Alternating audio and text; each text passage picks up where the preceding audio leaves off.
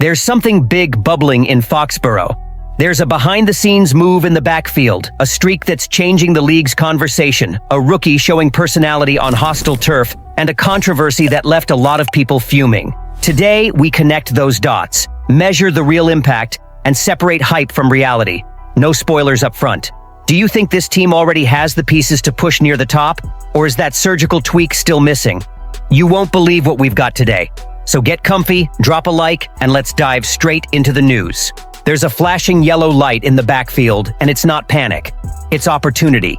With Gibson out for the year and the staff shuffling the bottom of the roster, whispers started popping up about a specific target who can keep play action honest, protect our quarterback, and deliver 8 to 12 touches without messing with the chemistry. The type who doesn't need to learn the building from scratch, who reads zone, hits the hole on one cut, and becomes a safety valve on checkdowns. Add a manageable contract and perfect market timing, and the equation gets irresistible. Hold that thought for a few seconds and picture the fit, the price, and the January payoff. The name on the radar is Devin Singletary of the Giants. The competitive context matters. New England at 4-2, New York at 2-4, and the trade deadline looming. Financially, it's a workable deal. No bonus bombshells that scare off buyers. Over there, the Giants have cycled roles in the backfield with Cam Scatabo and Tyrone Tracy Jr., a scenario that could open talks if they decide to be selective sellers. This isn't a star auction, it's an efficiency play, sliding the right piece into the right role as the window tightens and the market heats up at complementary spots like RB. In a pre-deadline flurry, that's exactly the type of asset that moves for fair value. On the field and in the playbook, Singletary is a north-south one-cut runner with secure hands underneath, clean zone reads, and solid pass protection. In our reality, he complements Ramondre Stevenson without forcing a rookie to face exotic third-down blitzes. He keeps the playbook honest, helps sustain drives when defenses load the box, and gives Maye easy outlets to blunt pressure. He's not a savior, he's a cog that makes the machine hum. If a deal happens, the rotation makes sense. Stevenson as RB1 and 4-minute closer. Singletary as the primary complement on early downs and quick outlets. Jashawn Corbin on the practice squad as depth and for situational packages. It's an arrangement that lowers variance in the run game without taking volume away from an aerial attack that's growing week after week. Probable price? Somewhere around a conditional 2026 sixth rounder, escalating to a fifth with snap production triggers. That's the usual band for committee RBs on friendly contracts. What could stall it? The Giants protecting their depth or another RB-needy team juicing the market near November 4th. That's why today's temperature reads like this. Technical/financial fit, high. Probability, moderate. Dependent on New York's appetite. What to watch in the next few hours? Any sign in Foxboro of workouts, visits, or a RB promotion often precedes a phone call. In New York, keep an eye on beat writer notes about backfield hierarchy. Fans already understand the logic. This isn't splash, it's efficiency. In the locker room, it sends a clear message. The front office is protecting the core and rewarding the streak. That matters in January, when one extra first down becomes the difference in seeding. And I want your take. For a conditional that could become a fifth, would you do it? Because if the goal is to sustain the streak and protect our quarterback, this is exactly the surgical move that changes January. And that wasn't even the most surprising part of the day. There's a different energy in the air. 3 wins in a row, and suddenly, the national narrative shifted from rebuild to heads up, the monster woke up. The 25-19 win over the Saints was more than a score. It was a warning that New England has found a quarterback, a head coach with a firm grip, and a roster that finally believes again. And the spark has a name, Drake Maye. The kid doesn't flinch at a blown call, doesn't force the ball, and turns each drive into a film room clinic. Even after a ridiculous flag wiped out a 61-yard touchdown to Pop Douglas, he came back to the huddle like nothing happened, led another march, and hit Keyshawn Boot in the end zone. That's the calm only the great ones have. Obstacles weren't scarce. The run game still hasn't clicked. The offensive line had to improvise, and even so, the protection was sturdy enough for Maye to shine. ESPN highlighted the trend. The offense looks one-dimensional, but the kid's arm is holding the tide, and that's only possible because the protection took a step. It's the quiet kind of progress contenders are built on. The media reaction was immediate. Bleacher Report pointed out that after the win over the Bills, some expected a trap game letdown on the road. New England did the opposite and stayed clinical. CBS Sports pushed further. They slotted Maye among the 10 best QBs in the league right now, praising his chemistry with Booty and Douglas. When National Analysis starts talking playoff contender and Vrabel as early Coach of the Year candidate, you can feel the axis of the narrative move. USA Today hammered the maturity angle. Maye is steadying the offense without a consistent ground game and even led the team in rushing. Fox Sports waved the banner that took hold in Foxboro. 4 multi-TD games in 6 weeks and the third best passer rating in the NFL. All that with a receiving core that, let's be honest, isn't exactly loaded with stars. And that's exactly where the spark catches. Fans can tell it's not about the numbers, it's the posture. The defense is physical, the offense is answering, and the mood in Foxboro is a team rediscovering itself. It's not hype, it's identity. Keep this rhythm and the playoffs stop being a dream and become a plan. And hold up, because what comes next adds an emotional layer to this surge. Some stories football writes on its own, and Will Campbell's already feels cinematic.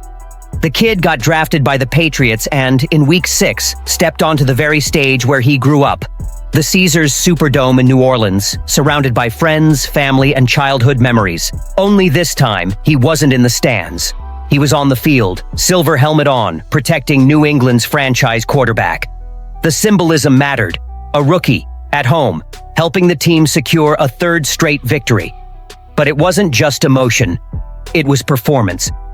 Campbell handled the heat. The offensive line surrendered only 1 sack all afternoon, and even that was a coverage sack with no direct blame on protection.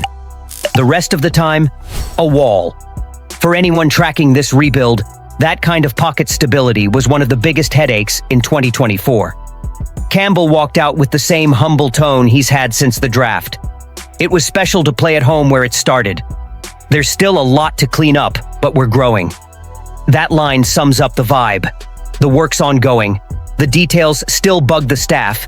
The run game still sputters, but the sense of progression is real. The locker room is starting to feel that unity that defines winning teams. There's another neat narrative layer. Kayshon Boutte, another Louisiana native, lit it up in the same game with 2 touchdowns, the first multi-TD outing of his career.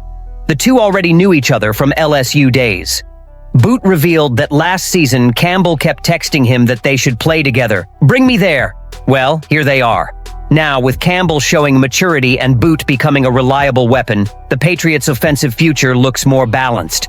Young talent taking the wheel, protecting the quarterback, scoring in decisive moments, and feeding off that reboot energy Foxboro desperately needed.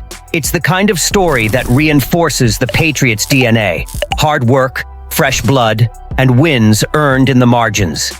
And for anyone who pegged the offensive line as this season's Achilles heel, time to revisit those predictions. If the group keeps trending like this, what looked like a long-term project might become a real threat far sooner than expected.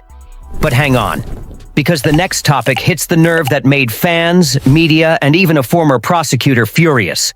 Officiating once again took center stage in the NFL, with the Patriots squarely in the crosshairs. The 25-19 win over the Saints could have been even more dominant if not for controversial decisions that pulled 113 yards of offense and a 61-yard touchdown off the board. Adrian Hill and his crew delivered one of the worst performances in recent memory, according to fans, journalists, and even ex-prosecutors. It started in the second quarter when Maye dropped a perfect deep ball to Demario Douglas. The place erupted. Patriots touchdown. Seconds later, silence. A flag on the field. Offensive pass interference, they announced. The replay showed the opposite. Minimal contact, clean play. What should have been a season highlight turned into a flashpoint of outrage. And it didn't stop there. Later, another long strike. Again erased by a phantom interference call. Even so, New England didn't crack. The team responded, stayed locked in, and won. But fans, media, and a big slice of the sports community weren't letting it slide. X, formerly Twitter, turned into a battleground. Please investigate every ref who worked the Patriots game, one fan wrote, tagging the NFL officiating account. Another pushed it further. Not to be dramatic, but this crew should be in prison. Podcaster Pete Blackburn, not exactly known for pulling punches, called the performance WWF level. Chad Graff of The Athletic summed it up. It's a hard job, but this group had a brutal day. What looked like a catch and fumble by Chris Olave was ruled incomplete. An unbelievable sequence of errors. Even Mark Betterow, a former Manhattan assistant district attorney, chimed in. This entire crew should be fired tomorrow. Embarrassing. When an ex-prosecutor is calling for pink slips, you get the scale of the mess. And here's the twist. Despite all those errors, the Patriots still won, which only deepens the sense that the team is growing through adversity. Beating the opponent is one thing. Beating the opponent and the officiating is something else entirely. This game reignited a never-ending debate. How far is the NFL willing to go to modernize and review its officiating system? Fans are tired of inconsistent flags deciding outcomes. And in a year when New England is reborn, the league better be paying attention. Patience in Foxboro is thin. And if this team keeps winning, scrutiny will only rise. But while the controversy rages, one truth stands tall. This group is learning how to win under any circumstance. Ice in the offense, maturity on the headset, and now emotional calluses in chaos. When a roster starts to feel wronged, yet answers with results, that becomes dangerous fuel for whoever lines up across from them. So here it is, a backfield solution on the radar, a quarterback growing under pressure, a giant rookie protecting the house, and a team that even beat the officiating. The message is clear. The Patriots are back to truly competing. Now it's about turning a streak into identity, fixing the run game, and keeping the creative aggression that spooked the conference. If Singletary arrives, great. If not, the mentality has already changed. I want your take. Is a home playoff game on the table? Drop your comment, hit like, subscribe, and share this with that friend who still doubts Foxboro right now.